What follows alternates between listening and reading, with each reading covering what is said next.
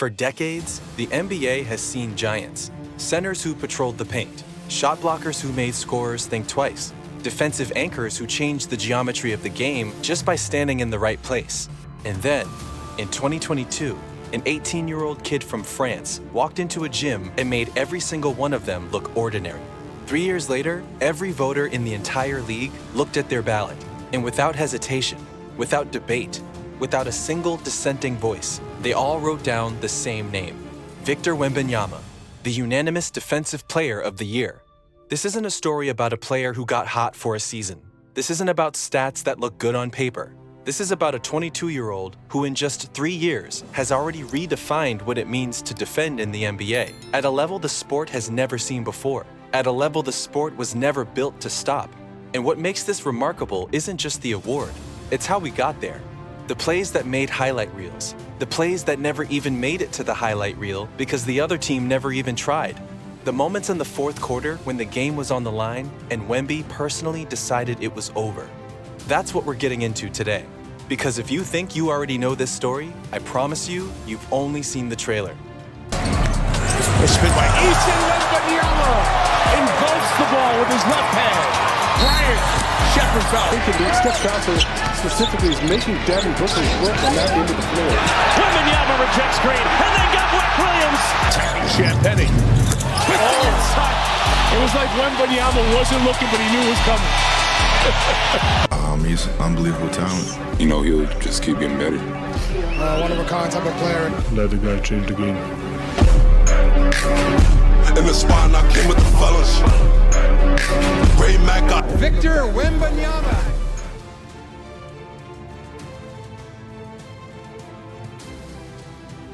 As a rookie, before Rudy Gobert had even won his 4th Defensive Player of the Year award, a 20-year-old Victor Wembanyama looked into a camera and said this: "Let him win it now, because after that, it's no longer his turn."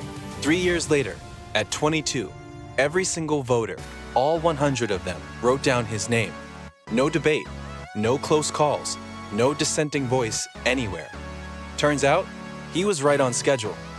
Now, before we get into this, I want you to think about something for a second. Going into this season, what were people actually talking about with Wembanyama? His scoring, his handles, his shooting range, the fact that he's a 7-footer who moves like a guard and thinks like a point guard. That was the conversation. Everyone was waiting to see how his offense was going to evolve. And it did. The offense is real, and we'll touch on that. But here's the thing nobody saw coming. The most terrifying thing Wembanyama did this season wasn't what he scored. It was what he took away, the possessions he erased before they even started, the drives that never happened, the layups that never got attempted, the entire offensive game plans that fell apart the moment teams looked up and saw him standing there. The conversation coming in was about his offense. The story of this season turned out to be something else entirely. So let's talk about why his Dpoy wasn't just deserved, why it was unanimous, why not one single voter out of 100 hesitated. Wembanyama received all 100 first-place votes. Chet Holmgren finished second with 76 second-place votes. Asar Thompson was third. Both of those guys are legitimate defenders on legitimate contending teams, and they weren't even close. The winner of the 2026 Kia NBA Defensive Player of the Year is Victor Wembanyama. This is only the 10th known unanimous pick across any major NBA award. MVP, Rookie of the Year, Sixth Man, Most Improved, Dpoy, and Coach of the Year combined. In the entire history of those awards, LeBron James has never won one unanimously. Neither has Michael Jordan. So the question is, why him? Why now? Why unanimous? The answer comes down to 4 things. His physical profile, which goes way deeper than just being tall. The numbers, which broke things that hadn't been broken in decades. The plays that never happened, which don't show up in any box score, but are arguably the most important part of his defensive case. And the clutch moments, the fourth quarters, the tight games, the possessions where Wemby personally decided it was over. We're going through all of it. Let's start with the body. And I know what you're thinking. 7'4", 8-foot wingspan, we've heard it. But I want to go deeper than the measurements. Because the measurements aren't what make him special. It's how he uses them. And that's a completely different conversation. Most rim protectors have to commit. They leave their feet, gamble on timing, and hope they guessed right. Wembanyama doesn't have to guess. His standing reach is so extreme that by the time you've decided to go up, his hand is already where you thought was safe airspace. He's not blocking your shot. He's just occupying space that shouldn't be occupiable. Floor, big point guard, you can see over and around defenders. Wow, oh my goodness! I don't think I've ever seen a block like that before! Think about what that means for an offensive player. You've beaten your defender off the dribble. You've gotten to your spot, you go up for the layup, and there's already a hand there.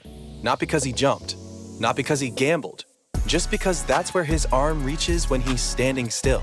Opponents are forced to launch floaters so high over him that the shots miss by 2 feet. Because when you change a shot that dramatically, it's not really a shot anymore. It's a prayer. And here's what truly separates him from every other shot blocker we've seen. Historically, block leaders were slow-footed centers who stayed near the rim. Wembanyama is essentially a giant guard. This season, he was consistently switching onto elite guards on the perimeter and then rotating back to erase a lob attempt in the same possession. That combination has never existed before at his size. Not even close. His lower body strength and low center of gravity mean teams can't just overpower him down low anymore. The old Wemby could get moved around by physical bigs. This version holds his ground and then reaches over you anyway. The physical profile isn't just impressive, it's unprecedented. Now let's talk numbers. Every stat I give you, I'll tell you exactly why it matters. Blocks per game, 3.1. League leading for the 3rd consecutive season. Over a full block per game more than second place Chet Holmgren at 1.9. The gap between 1st and 2nd in blocks was wider than the gap between 2nd and 15th. He wasn't leading the category. He was owning it in a way nobody else was even participating in. Total blocks, 197. At one point early in the season, Wembanyama had more blocks than 27 entire NBA teams. Not players, teams. One man was outblocking more than half the league's franchises combined. Now the on-off numbers, and this is where his case gets genuinely historic. The Spurs allowed 103.6 points per 100 possessions with Wembanyama on the floor. When he sat, that number jumped to 113.7, a 10-point swing. For context, Oklahoma City had the best defensive rating in the entire league this season. The Spurs with Wemby on the floor were better defensively than the best defensive team in basketball. The moment he sat down, they weren't in that conversation anymore.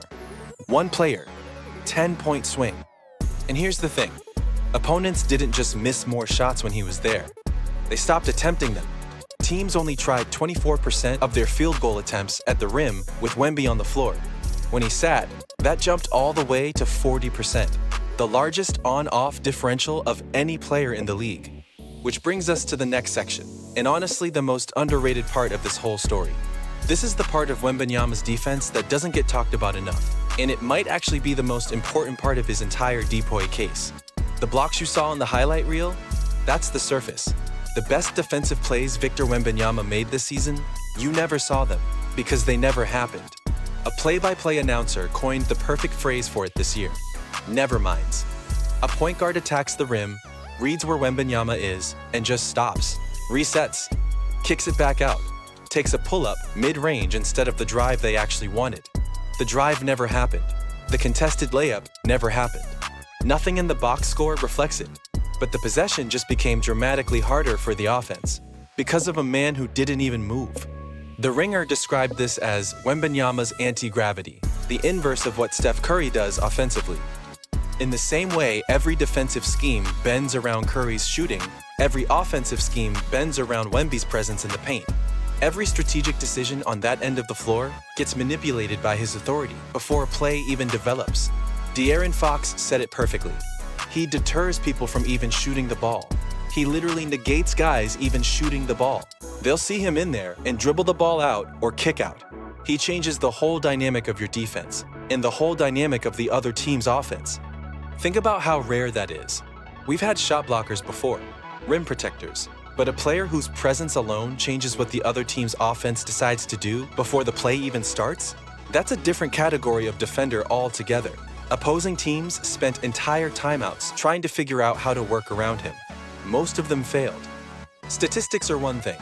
What separates the truly special ones is what they do when the game is actually on the line. Picture this. Final 2 minutes of a close game.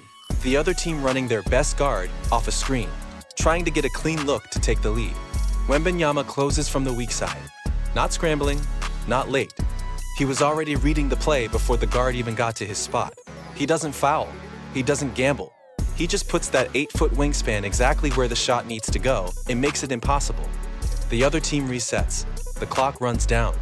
Game over. That's not athleticism. That's anticipation.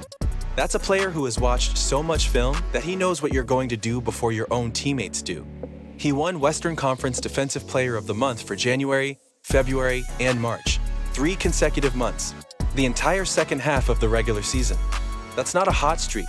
That's a standard he maintained when it mattered most. When every team in the conference had months of film on him, and a full coaching staff scheming against him. And he just kept doing it anyway. He finished with 36 separate games of 3 or more blocks. Nearly half the season, he was putting up the kind of defensive performance that would be the highlight of most players' entire careers. And he did it with a consistency so relentless that even voters who might have wanted to look elsewhere couldn't find a reason to. This award has been given out since 1983, 43 years. Dikembe Mutombo never got unanimous. Ben Wallace, who came the closest, receiving 116 out of 120 first-place votes in 2002, with Kobe Bryant, Kevin Durant, and Dikembe Mutombo combining for the remaining 4, never got unanimous. Rudy Gobert, 4 times a winner, never unanimous. LeBron James has never won any major NBA award unanimously. Neither has Michael Jordan. Victor Wembanyama, year 3, age 22, got every single vote. He now joins David Robinson and Michael Jordan as the only players in NBA history to win both Rookie of the Year and Defensive Player of the Year. Think about that company.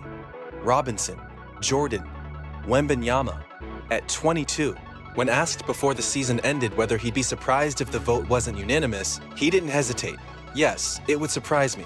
And after winning, he said, "I'm super happy to win this award and actually super proud to be the first ever unanimous."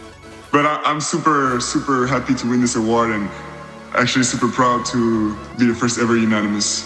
That wasn't arrogance. That was a man who watched his own film, did the math, and arrived at the same conclusion every voter did. The consensus wasn't manufactured. It was inevitable. Here's what's genuinely terrifying about everything you just watched. Wembanyama is 22 years old.